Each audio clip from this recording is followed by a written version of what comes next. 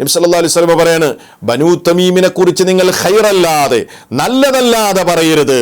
ഖാസിമി, നിങ്ങൾക്കുള്ള മറുപടിയാണിത്. അസ്സലാമു അലൈക്കും വറഹ്മത്തുള്ളാഹി വബറകാതുഹു.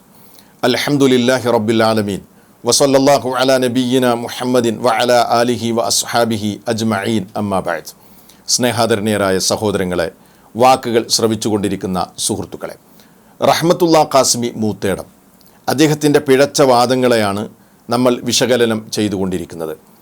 മഹാനായ ഇമാം മഹ്ദിയുമായി ബന്ധപ്പെട്ട് ഇയാൾ നടത്തിയ ചില പരാമർശങ്ങൾ അത് ഇസ്ലാമിക പ്രമാണങ്ങൾക്ക് വിരുദ്ധമാണ് എന്ന് മാത്രമല്ല, ഇസ്ലാമിൻ്റെ ശത്രുക്കൾക്ക് വടികൊടുക്കുന്നതാണ്, അതല്ലെങ്കിൽ ഇസ്ലാമിൻ്റെ ശത്രുക്കൾക്ക് ഏറെ സന്തോഷമുണ്ടാക്കുന്ന കാര്യമാണ് എന്നത് അത് കേട്ട എല്ലാവർക്കും അറിയാവുന്ന ഒരു കാര്യമാണ്.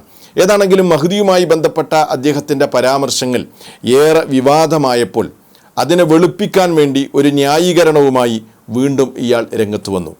എന്നാൽ അതിനെ ന്യായീകരിക്കാൻ വേണ്ടി അയാൾ നടത്തിയ ഒരു ഇൻ്റർവ്യൂ ഉണ്ടല്ലോ, ആ ഇൻ്റർവ്യൂ സത്യത്തിൽ ഏറെ കാര്യങ്ങൾ വഷളാക്കുകയാണ് ചെയ്തിരിക്കുന്നത് എന്നതാണ് അത് കേട്ടുകഴിഞ്ഞാൽ ഏതൊരാൾക്കും ബോധ്യപ്പെടുന്നത്. അതുകൊണ്ട് തന്നെ മഹ്ദിയുമായി ബന്ധപ്പെട്ട് ഇയാൾ നടത്തിയ ഈ പരാമർശങ്ങൾ ഇസ്ലാമിക പ്രമാണങ്ങളുടെ വെളിച്ചത്തിൽ നമുക്കൊന്ന് വിശകലനം ചെയ്യേണ്ടതുണ്ട്. ഇദ്ദേഹത്തിന് മറുപടി പറയുമ്പോൾ ചില ആളുകളൊക്കെ കമൻറ്റിൽ വന്ന് ചോദിക്കുന്നത്, നിങ്ങൾ അദ്ദേഹത്തിൻ്റെ പ്രഭാഷണത്തിൻ്റെ ചില ശകലങ്ങൾ മാത്രം കേട്ടുകൊണ്ടാണ് മറുപടി പറയുന്നത് എന്നൊക്കെയാണ്. അത്തരക്കാരോട് സൂചിപ്പിക്കാനുള്ളത്, അദ്ദേഹം ഇതുവരെ നടത്തിയ ഈ വിഷയവുമായി ബന്ധപ്പെട്ട എല്ലാ പ്രഭാഷണങ്ങളും മുഴുവനും കേട്ടതിന് ശേഷം മാത്രമാണ് അദ്ദേഹത്തിന് മറുപടി പറയുന്നത് എന്ന കാര്യവും കൂടെ ഓർമ്മപ്പെടുത്തുകയാണ്. ഏതാണെങ്കിലും അദ്ദേഹം പറഞ്ഞത് എന്താണ്? ഇമാം മഹ്ദിയുടെ ഏറ്റവും വലിയ ശത്രുക്കൾ അറബികളായിരിക്കും, അറബികൾ വിഡ്ഢികളാണ് എന്നൊക്കെ ഈ രൂപത്തിലുള്ള പരാമർശങ്ങൾ. അതേപോലെ തന്നെ ഇമാം മഹ്ദിയെ ഏറ്റവും കൂടുതൽ പിൻപറ്റുന്നത് ഇന്ത്യയിലെ കോടിക്കണക്കായ ഹിന്ദുക്കളായിരിക്കും എന്നൊക്കെയുള്ള പരാമർശങ്ങൾ നമുക്ക് വിശകലനം ചെയ്യാം. പ്രമാണങ്ങൾ എന്താണ് ഈ വിഷയത്തിൽ പറയുന്നത്? ഈ വീഡിയോയിലേക്ക് നിങ്ങളെ എല്ലാവരെയും സ്വാഗതം ചെയ്യുകയാണ്. حتى يتبين لهم أنه الحق. സഹോദരങ്ങളെ, റഹ്മത്തുള്ളാ ഖാസിമി മൂത്തേടം അദ്ദേഹത്തിൻ്റെ അജണ്ടയിൽ ദുരൂഹതയുണ്ട് എന്ന് ബുദ്ധിയുള്ള ആളുകളൊക്കെ വളരെ മുമ്പ് തന്നെ തിരിച്ചറിഞ്ഞിട്ടുണ്ട്. കാരണം ഈ രൂപത്തിലുള്ള പല പരാമർശങ്ങളും ഇപ്പോൾ മാത്രമല്ല മുമ്പ് അദ്ദേഹത്തിൽ നിന്നുണ്ടായിട്ടുണ്ടല്ലോ.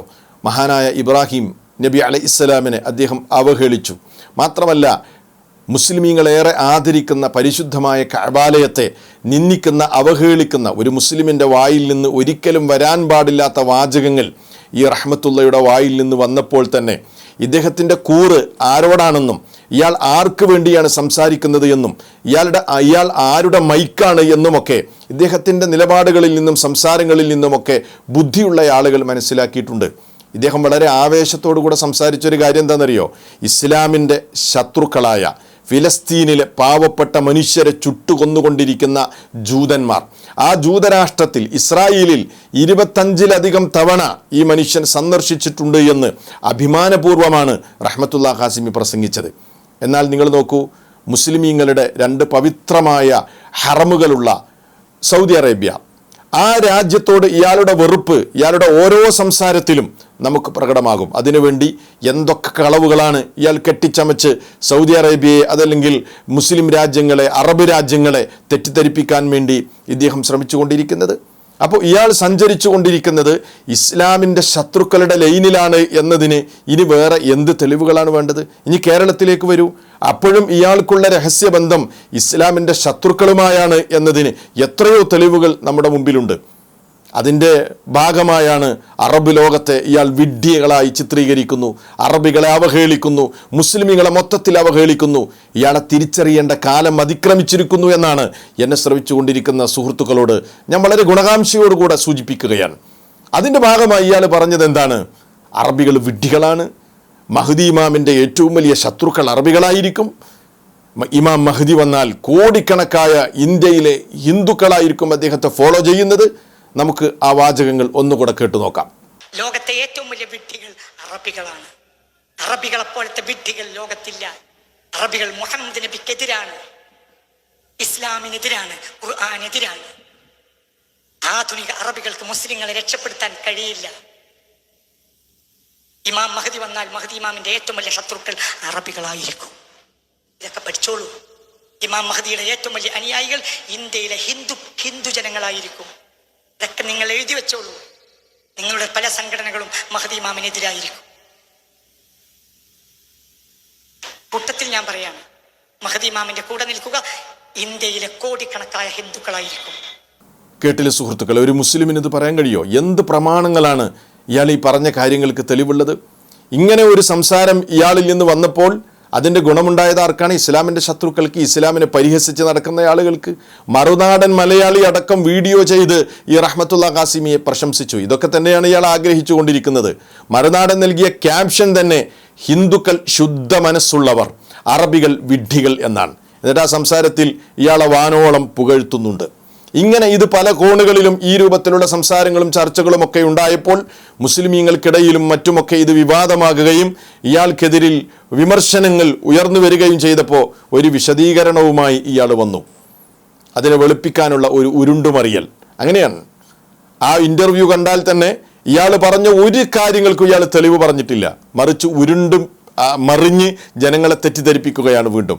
ആ ഇൻ്റർവ്യൂ എന്തുകൊണ്ടാണ് ഇന്ത്യയിലെ കോടിക്കണക്കിന് ഹിന്ദുക്കൾ മഹ്ദി ഇമാമിനെ പിൻപറ്റുന്നത് എന്ന് ഞാൻ പറഞ്ഞത്, അതിൻ്റെ തെളിവ് എന്ന് പറഞ്ഞുകൊണ്ട്, അല്ലെങ്കിൽ അതിൻ്റെ കാരണം എന്ന് പറഞ്ഞുകൊണ്ട് ഇയാൾ നടത്തുന്ന ഒരു വിശദീകരണമുണ്ട്. അത് നിങ്ങളൊന്ന് കേട്ടു നോക്കൂ. മഹ്ദി ഇമാം വരുന്നത് തന്നെ, മഹ്ദി ഇമാമിന് മാത്രം പറഞ്ഞത് യംല ഉൽ അർള അദ്ലൻ, മുസ്ലിങ്ങൾക്ക് നീതി നടപ്പിലാക്കി കൊടുക്കുമെന്നല്ല. യംല ഉൽ അർള അദ്ലൻ, ഭൂമിയിൽ നീതി നിറക്കും എന്ന് പറഞ്ഞു. ഭൂമിയിൽ നീതി നിറക്കും. അപ്പോൾ നീതി ആഗ്രഹിക്കുന്നവരെല്ലാം ആ മനുഷ്യൻ്റെ പിന്നാലെ ഓടും. കേട്ടില്ലേ സഹോദരങ്ങളെ? എൻ്റെ സംസാരം നിഷ്പക്ഷരായ ആളുകളെങ്കിലും കേൾക്കുന്നുണ്ടാകില്ലേ? നിങ്ങൾ ചിന്തിച്ചു നോക്കൂ. ഇന്ത്യയിലെ കോടിക്കണക്കിന് ഹിന്ദുക്കളാണ് ഇമാം മഹ്ദിയെ പിൻപറ്റുന്നത് എന്നതിന് ഇയാൾ എന്തെങ്കിലും തെളിവുദ്ധരിച്ചോ? ഇപ്പം ഇമാം മഹ്ദിയുമായി ബന്ധപ്പെട്ട കാര്യം വിശ്വാസകാര്യമാണല്ലോ.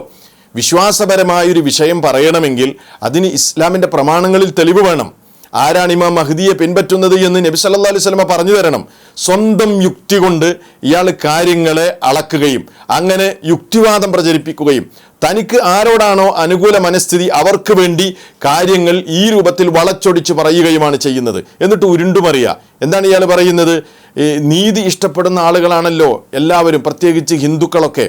അതുകൊണ്ട് അവരായിരിക്കും ഇമാം മഹ്ദിയെ കൂടുതൽ ഫോളോ ചെയ്യുന്നത്, കാരണം ഇമാം മഹ്ദി നീതിയാണ് നടപ്പിലാക്കുന്നത് എന്ന്. എന്ത് വിഡ്ഢിത്തരമാണ് ഇയാൾ പറയുന്നത്? അപ്പോൾ നീതി മുസ്ലിമീങ്ങൾ ഇഷ്ടപ്പെടുന്നില്ലേ? ഹിന്ദുക്കൾ മാത്രമാണോ നീതി ഇഷ്ടപ്പെടുന്നത്? എന്താണ് ഇയാൾ പറയുന്നത്? ഇപ്പോൾ ഇന്ത്യൻ പ്രധാനമന്ത്രി മുസ്ലിമീങ്ങൾക്കും ഈ രാജ്യത്തെ എല്ലാവർക്കും സപ്പോർട്ട് ചെയ്യാൻ പറ്റുന്ന ഒരു നിയമം കൊണ്ടുവന്നാൽ ഹിന്ദുക്കൾ മാത്രമാണോ അയാളെ പിൻപറ്റുന്നത്? അതല്ലെങ്കിൽ അയാളെ ഫോളോ ചെയ്യുന്ന അയാൾ ആ പറഞ്ഞ കാര്യത്തിൽ സന്തോഷിക്കുന്നത്? മുസ്ലിമീങ്ങളെ സന്തോഷിക്കുകയില്ലേ? മുസ്ലിങ്ങൾ ആ കാര്യം അംഗീകരിക്കുകയില്ലേ? എത്രമാത്രം വിഡ്ഢിത്തരമാണ് ഇയാൾ പറയുന്നത്? ഈ വ്യാഖ്യാനം ഈ റഹ്മത്തുള്ളക്ക് ആരാണ് പഠിപ്പിച്ചു കൊടുത്തത്? ഏതെങ്കിലും മുൻഗാമികൾ പറഞ്ഞോ ഈ രൂപത്തിൽ ലോകത്തുള്ള അതല്ലെങ്കിൽ ഇന്ത്യയിലുള്ള ഇത്തരം ആളുകളൊക്കെ ഇമാം മഹ്ദിയെ പിൻപറ്റും എന്ന്? ഇയാളങ്ങോട്ട് പറയാൻ. സത്യത്തിൽ സഹോദരങ്ങൾ, നിങ്ങൾ മനസ്സിലാക്കേണ്ട ഒരു കാര്യമുണ്ട്. മഹാനായ ഇമാം മഹ്ദി അദ്ദേഹം ഇവിടെ വരുന്നത് മുൻകഴിഞ്ഞു പോയ പ്രവാചകന്മാരുടെ പിൻഗാമിയായിട്ടാണ്. പ്രവാചകന്മാരെല്ലാം ഈ ലോകത്തേക്ക് വന്നാൽ അവരാദ്യത്തെ നീതിയായി ഇവിടെ നടപ്പിലാക്കിയത് എന്താണ്? ഏത് പ്രവാചകൻ വന്നപ്പോഴും ഏറ്റവും വലിയ നീതിയായ ഏകദൈവ വിശ്വാസമാണ് അവരിവിടെ നടപ്പിലാക്കിയത്. അതാണ് ഈ ലോകത്തിൻ്റെ സൃഷ്ടാവായ റബ്ബിനോടുള്ള നീതി. അതാണ് ഏറ്റവും വലിയ കാര്യം. ആ നീതിയാണ് അവർ നടപ്പിലാക്കിയത്. വിശ്വാസ വൈകല്യങ്ങളിൽ നിന്ന് ജനങ്ങളെ രക്ഷിച്ചു, വിഗ്രഹാരാധനകളിൽ നിന്ന് ജനങ്ങളെ രക്ഷിച്ചു. ഏറ്റവും വലിയ അനീതി എന്ന് പറയുന്നത് ദൈവേതര ശക്തികൾക്കുള്ള ആരാധനയാണ്. അതുകൊണ്ട് തന്നെ സർവ്വപ്രവാചകന്മാരും ഒന്നാമത്തെ നീതിയായി ലോകത്ത് നടപ്പിൽ വരുത്തിയത് ഏകദൈവ വിശ്വാസമായിരുന്നു, തൗഹീദായിരുന്നു. അവരെ പിൻപറ്റി അവരുടെ പിൻഗാമിയായിട്ടാണ് ഇമാം മഹ്ദിയും ഇവിടെ വരുന്നത്. അങ്ങനെ ആ നീതി നടപ്പിലാക്കുമ്പോൾ ഏകദൈവ വിശ്വാസികളായ മുസ്ലിമുകൾ അദ്ദേഹത്തെ എതിർക്കുകയാണ് ചെയ്യുക. ഇത്ര വലിയ വിഡ്ഢിത്തം, ഈ നൂറ്റാണ്ടിലെ ഏറ്റവും വലിയ വിഡ്ഢിത്തമാണ് ഇയാൾ ഇവിടെ വിളമ്പിയത്. മനസ്സിലാക്കണം നമ്മൾ. ഇപ്പോൾ നിങ്ങൾ നോക്കൂ, മഹാനായ ഈസ ബിൻ മറിയം, ഇമാം മഹ്ദിയുമായി ബന്ധപ്പെട്ട് ഈസാ നബി അലൈഹി ഇസ്ലാമിൻ്റെ പുനരാഗമനമുണ്ടല്ലോ, നമ്മുടെ വിശ്വാസ കാര്യങ്ങളിൽപ്പെട്ട ഒരു കാര്യമാണത്. ഇമാം മഹ്ദിയുടെ വരുന്ന കാലഘട്ടത്തിൽ ഈ ഈസ ബിൻ മറിയമിൻ്റെ പുനരാഗമനം, അദ്ദേഹം വീണ്ടും ഈ ലോകത്തേക്ക് തന്നെ വരും. ഈസാ നബി അലൈഹി സ്വലാം വരുന്നത് എങ്ങനെയാണ്? നബി സല്ലല്ലാഹു അലൈഹി വസല്ലം പരിചയപ്പെടുത്തി ഹക്കമൻ അദുലൻ എന്നാണ്, നീതിമാനായ ഭരണാധികാരിയായിട്ടാണ് ഈസാ നബി അലൈഹി സ്വലാം ഇവിടെ വരിക. അദ്ദേഹം നീതിമാനായ ഭരണാധികാരി നീതി നടപ്പിലാക്കുമ്പോൾ അദ്ദേഹം നടപ്പിലാക്കുന്ന ആദ്യത്തെ നീതി എന്തായിരിക്കും? അത് നബി സല്ലല്ലാഹു അലൈഹി വസല്ലം നമുക്ക് പഠിപ്പിച്ചു തന്നിട്ടുണ്ട്. നോക്കൂ നിങ്ങൾ, വല്ലദീ നഫ്സി ബിയദിഹി, എൻ്റെ ആത്മാവ് ആരുടെ കരങ്ങളിലാണോ ആ റബ്ബ് തന്നെയാണ് സത്യം. ലയൂഷിക്കന്ന അൻ യൻസില ഫീകും ഇബ്നു മറിയം, നിങ്ങളിൽ ഈസ ഇബ്നു മറിയം ഇറങ്ങാറായിട്ടുണ്ട്. അദ്ദേഹത്തിന്റെ പുനരാഗമനമുണ്ടാകും. എങ്ങനെ? ഹക്കമൻ അദ്ല, നീതിമാനായ ഭരണാധികാരിയായി. എന്നിട്ട് അദ്ദേഹം വന്നാൽ ചെയ്യുന്ന കാര്യം എന്താണ്? ഫയക്സിറ സ്വലീബ്, കുരിശിനെ അദ്ദേഹം തകർക്കും എന്ന് പറഞ്ഞാൽ ആ വിശ്വാസത്തെ അദ്ദേഹം തകർക്കും. അദ്ദേഹവുമായി ബന്ധപ്പെട്ട് ഇവിടെ നടക്കുന്ന അല്ലെങ്കിൽ ഇവിടെ നിലനിൽക്കുന്ന ഒരുപാട് ശിർക്കൻ വിശ്വാസങ്ങളുണ്ട്, ബഹുദൈവാരാധനയുമായി ബന്ധപ്പെട്ട കാര്യങ്ങളുണ്ട്. അതിനെ തകർക്കുകയും യഥാർത്ഥ തൗഹീദ് ജനങ്ങൾക്ക് എത്തിച്ചു കൊടുക്കുകയുമായിരിക്കും. ഈസാ അലൈഹിസ്സലാം ഇവിടെ വന്നാൽ ഒന്നാമതായി അദ്ദേഹം നടപ്പിലാക്കുന്ന നീതിമാനായ ഭരണാധികാരി എന്ന് പറഞ്ഞല്ലോ, ആ ഒന്നാമത്തെ നീതി അതായിരിക്കും. ഇതന്നെയാണ് ഇമാം മഹ്ദിയും ചെയ്യുക. എല്ലാ പ്രവാചകന്മാരും ചെയ്തത് ഇത് തന്നെയാണ്. എന്നിട്ട് ഇയാൾ പറയാണ് നീതി നടപ്പിലാക്കുന്നത് കൊണ്ട് കൂടുതൽ ഈ രൂപത്തിലുള്ള ആളുകളാണ് പിൻപറ്റുക എന്നത് ശുദ്ധ കളവാണ് റഹ്മത്തുള്ള ഖാസിമി പറഞ്ഞത്. എന്നിട്ട് അദ്ദേഹം പറയാണ് ഇമാം മഹ്ദി വന്നാൽ ഏറ്റവും വലിയ ശത്രുക്കൾ അറബികളായിരിക്കും. ഇയാൾക്ക് സൗദി അറേബ്യയോടും അതേപോലെ മറ്റു പല അറബ് രാജ്യങ്ങളോടൊക്കെ ചില വെറുപ്പും പ്രശ്നങ്ങളൊക്കെ ഉണ്ട്. അതുകൊണ്ട് ഇയാൾ എന്ത് ചെയ്യാണ്? ആ വെറുപ്പ് തീർക്കാൻ, ആ പക തീർക്കാൻ വേണ്ടി വിവരക്കേട് വിളിച്ചു പറയും. അത് ഇസ്ലാമിന്റെ പേരിൽ പറയണോ ഖാസിമി? ഏറ്റവും വലിയ വിഡ്ഢികൾ, ഏറ്റവും വലിയ ശത്രുക്കൾ അറബികളായിരിക്കും അത്രേ. ഒന്ന് കേട്ടു നോക്കൂ ആ ഭാഗം ഒന്നുകൂടെ. ഇമാം മഹ്ദി വന്നാൽ മഹ്ദി ഇമാമിന്റെ ഏറ്റവും വലിയ ശത്രുക്കൾ അറബികളായിരിക്കും. മഹാനായ ഇമാം മഹ്ദി ഇവിടെ വന്നു കഴിഞ്ഞാൽ ആ മഹ്ദിയുടെ കൂടെ നിന്ന് ദജ്ജാലിനെതിരെ യുദ്ധം ചെയ്യുന്ന ആളുകൾ ആരായിരിക്കും? മഹാനായ ഈസ ഇബ്നു മറിയമും അന്നത്തെ വിശ്വാസികളുമായിരിക്കും. ഇമാം മഹ്ദി ഉണ്ടാകും, ഈസ ഇബ്നു മറിയം ഉണ്ടാകും. ആ ഈസ ഇബ്നു മറിയമിൽ വിശ്വസിച്ച അന്നത്തെ വിശ്വാസികളായ ആളുകൾ ഉണ്ടാകും. ആ വിശ്വാസികളുടെ കൂട്ടത്തിൽ ദജ്ജാലിനെതിരെ ഇമാം മഹ്ദിയുടെ കൂടെ നിന്ന്, ഈസ ഇബ്നു മറിയമിന്റെ കൂടെ നിന്ന് ദജ്ജാൽ എന്ന് പറയുന്ന ഏറ്റവും വലിയ പെരുങ്കള്ളൻ, ആ ദജ്ജാലിനെതിരെ പോരാടുന്നതിൽ മുൻപന്തിയിൽ വിശ്വാസികളുണ്ടാകും. ആ വിശ്വാസികളുടെയും മുൻപന്തിയിൽ അറബികളായിരിക്കും ഉണ്ടായിരിക്കുക. ഇത് ഞാൻ പറയുന്നതല്ല, മഹാനായ റസൂൽ കരീം സല്ലല്ലാഹു അലൈഹി വസല്ലം പഠിപ്പിച്ചു തന്നതാണ്. ഹദീസും പഠിച്ചിട്ടില്ല, ഇസ്ലാമിന്റെ പ്രമാണങ്ങളും പഠിച്ചിട്ടില്ല. എന്നിട്ട് തോന്നിയത് വിളിച്ചു പറയാൻ എന്താണ് നബി സല്ലല്ലാഹു അലൈഹി വസല്ലം പഠിപ്പിച്ചത്? മഹാനായ അബൂ ഹുറൈറ റളിയല്ലാഹു അൻഹു പറയുകയാണ്, ശരിക്ക് കേട്ടോളീം. എന്താ അബൂ ഹുറൈറ റളിയല്ലാഹു അൻഹു പറഞ്ഞത്? 3 കാര്യങ്ങൾ കൊണ്ട് എനിക്ക് ബനൂ തമീമിനെ ഇഷ്ടമാണ്. ബനൂ തമീം ഒരു അറബ് ഗോത്രമാണ്. നബി സല്ലല്ലാഹു അലൈഹി വസല്ലമയുടെ കാലഘട്ടത്തിൽ ഉണ്ടായിരുന്ന ഗോത്രമാണ്. ആ ബനൂ തമീമിനെ 3 കാര്യങ്ങൾ കൊണ്ട് എനിക്ക് ഇഷ്ടമാണ്. ആര് പറയാണ്? സഹാബിയായ അബൂ ഹുറൈറ റളിയല്ലാഹു അൻഹു പറയാണ്. ആ 3 കാര്യങ്ങൾ ഞാൻ വിശദീകരിക്കുന്നില്ല. അതിൽ പ്രധാനമായ ഒരു കാര്യം അബൂ ഹുറൈറ റളിയല്ലാഹു അൻഹു പറഞ്ഞത്, അല്ലാഹുവിന്റെ റസൂൽ ബനൂ തമീമിന്റെ പ്രത്യേകതയായി പറഞ്ഞത് എന്താണെന്നറിയുമോ? ഹും അശദ്ദു ഉമ്മത്തി അല ദജ്ജാൽ, എന്റെ ഉമ്മത്തിൽ ദജ്ജാലിനെതിരിൽ അതിശക്തമായ പോരാട്ടം നടത്തുന്നത്, അതിന്റെ മുൻപന്തിയിൽ ഉണ്ടാകുന്നത് ബനൂ തമീമായിരിക്കും. ആര് പറയാണ്? നബി സല്ലല്ലാഹു അലൈഹി വസല്ലം പറയാണ്. മാത്രല്ല ലാ തഖുൽ ലി ബനി തമീമിൻ ഇല്ലാ ഖൈറ, നബി സല്ലല്ലാഹു അലൈഹി വസല്ലം പറയാണ്, ബനൂ തമീമിനെ കുറിച്ച് നിങ്ങൾ ഖൈറല്ലാതെ, നല്ലതല്ലാതെ പറയരുത്. ഖാസിമി, നിങ്ങൾക്കുള്ള മറുപടിയാണിത്, നിങ്ങൾക്കുള്ള മറുപടിയാണ്. അറബികൾ വിഡ്ഢികളാണെന്ന് പറഞ്ഞ് അറബ് ലോകത്തെ മൊത്തത്തിൽ അടച്ചാക്ഷേപിക്കുകയും അവരെ ഒന്നിനും കൊള്ളാത്തവരായി അവതരിപ്പിക്കുകയും ചെയ്യുന്ന നിങ്ങൾ മനസ്സിലാക്കണം, നിങ്ങൾ ഹദീസ് പഠിക്കണം. എന്താണ് നബി സല്ലല്ലാഹു അലൈഹി വസല്ലം പറഞ്ഞത്? ബനൂ തമീമിനെ കുറിച്ച് ഖൈറല്ലാതെ പറയരുത്. അശദ്ദുന്നാസി ഖിതാലൻ ലിർരിജാലി വ അൻസാറുൽ ഹഖ് ഫീ ആഖിരിസ് സമാൻ, അവസാന കാലഘട്ടത്തിൽ സത്യത്തിന്റെ സഹായികളായി ഇമാം മഹ്ദിയുടെയും ഈസ ഇബ്നു മറിയമിന്റെയും ഒക്കെ കൂടെ നിൽക്കുന്നത്, ശക്തമായ പോരാട്ടങ്ങൾക്ക് നേതൃത്വം നൽകുന്നത് ബനൂ തമീമായിരിക്കുമെന്നാണ് റസൂലുള്ളാഹി സ്വല്ലല്ലാഹു അലൈഹി വസല്ലം പറഞ്ഞത്. ആരാണ് ഈ ബനൂ തമീം? അറബികളല്ലേ ഖാസിമി? അറബികളല്ലേ? അറബ് ഗോത്രത്തെക്കുറിച്ച് നിങ്ങൾ പഠിച്ചു നോക്കൂ. ഒരു അറബ് ഗോത്രവും ഒരു രാജ്യവും ഒരു അറബ് രാജ്യത്തും സ്ഥിരമായി അവരെ സ്ഥിര സ്വദേശമായി കാണാൻ കഴിയില്ല. മറിച്ച് സാഹചര്യങ്ങൾക്കനുസരിച്ച് അവർ പല അറബ് രാജ്യങ്ങളിലേക്ക് കുടിയേറി പാർത്തവരാണ്. നബി സല്ലല്ലാഹു അലൈഹി വസല്ലമയുടെ കാലഘട്ടത്തിൽ ഉണ്ടായിരുന്ന ബനൂ തമീം ഇന്ന് പല അറബ് രാജ്യങ്ങളിലും പ്രവിശാലമായി കിടക്കുകയാണ്. ചരിത്രം എടുത്ത് പരിശോധിച്ച് നോക്കൂ. സൗദി അറേബ്യയിലുണ്ട്, അതേപോലെ ഖത്തറിലുണ്ട്, കുവൈത്തിലുണ്ട്, ബഹ്റൈനിലുണ്ട്, ഇമാറാത്തിലുണ്ട്, അതേപോലെ തന്നെ പല രാജ്യങ്ങളിലും, കുവൈത്ത് പല രാജ്യങ്ങളിലും ബനൂ തമീമുണ്ട്. ഈ അറബികളായിരിക്കും ദജ്ജാലിനെതിരെ പോരാടുന്നതിൽ മുൻപന്തിയിലുണ്ടാകുന്നത്. അതുപോലെ തന്നെ അന്നത്തെ വിശ്വാസികൾ, ഈസ നബി അലൈഹിസ്സലാമിൽ വിശ്വസിച്ച, ഇമാം മഹ്ദി അംഗീകരിച്ച വിശ്വാസികളായിരിക്കും ഇവരുടെ കൂടെയൊക്കെ ഉണ്ടാവുക. ഇതാണ് ഇസ്ലാമിന്റെ പ്രമാണങ്ങൾ പഠിപ്പിക്കുന്നത്. എന്നിട്ട് നിങ്ങൾ വിളിച്ചു പറയാ അറബികൾ അവരല്ല, ഇന്ത്യയിലെ ഹിന്ദുക്കളാണ് എന്നൊക്കെ നിങ്ങൾ വിളിച്ചു പറയാം. എന്ത് പ്രമാണങ്ങളാണ് നിങ്ങളുടെ കയ്യിലുള്ളത്? കൊണ്ടുവാ. നിങ്ങളുടെ വായയല്ലാതെ എന്ത് പ്രമാണങ്ങളാണ് നിങ്ങളുടെ കയ്യിലുള്ളത്?